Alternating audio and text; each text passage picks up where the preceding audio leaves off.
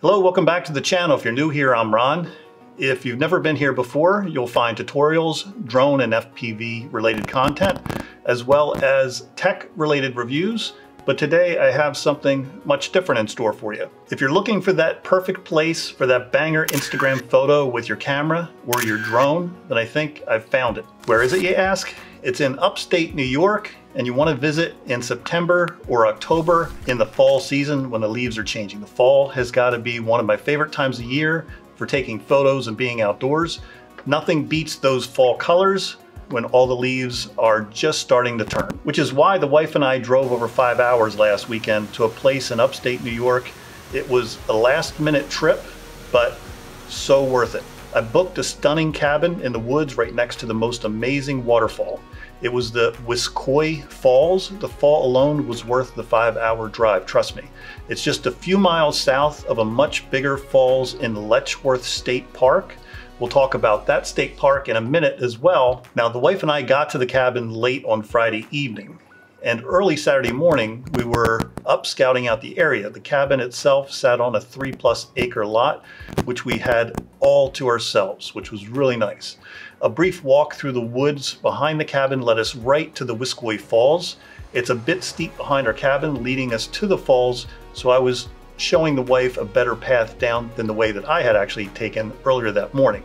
It's definitely a little sketchy if you don't find the right path down.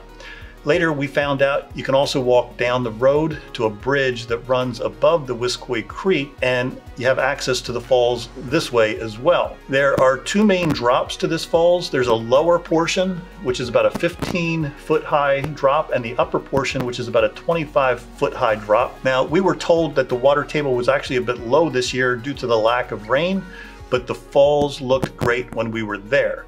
We ran into a couple of gentlemen fishing for brown trout, and from the porch on the back of our cabin, we could easily hear the water running down the falls.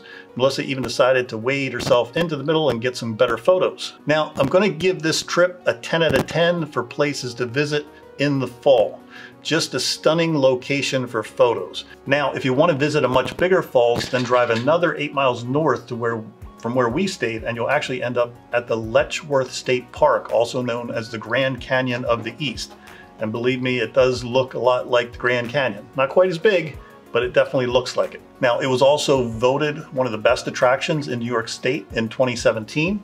And here you'll find 3 major waterfalls behind the cliffs here, some as high as 600 feet. The cliff here was the middle waterfalls at the park, which is a little over 100 feet in height, and was the first falls that we came to in the park.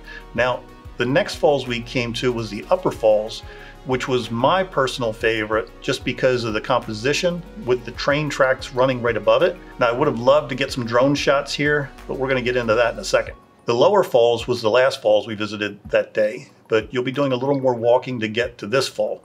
Going down's not so bad, but coming back up is going to give you a good leg workout.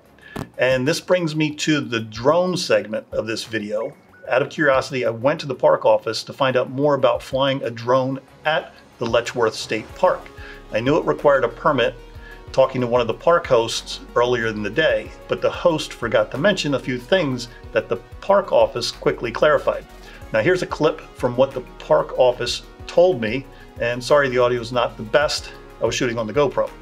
All right, so I just went into one of the visitor centers, the offices at the park here, to see about a drone permit.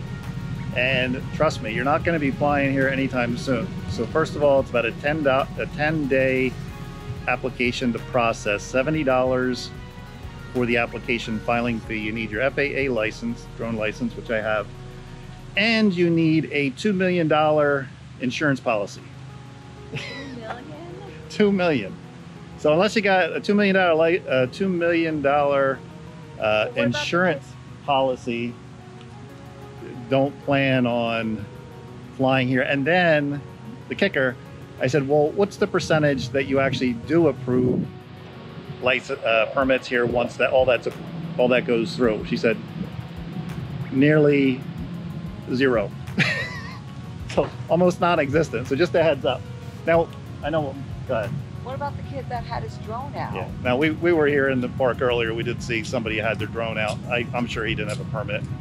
but I don't recommend guys coming here, you know, unless you do all the proper paperwork. Just, you know, be respectful of the park. But $2 million ain't happening. We're off to go check out the lower falls at this point, and I'll probably be saving some money, and then we're going to go grab some lunch and maybe grab some drinks. $2 million. Insane. And that's it for this video. If you did get any value out of this, please be sure to give it a big thumbs up. It's always appreciated. Don't forget to like, subscribe, ring that bell for future notifications.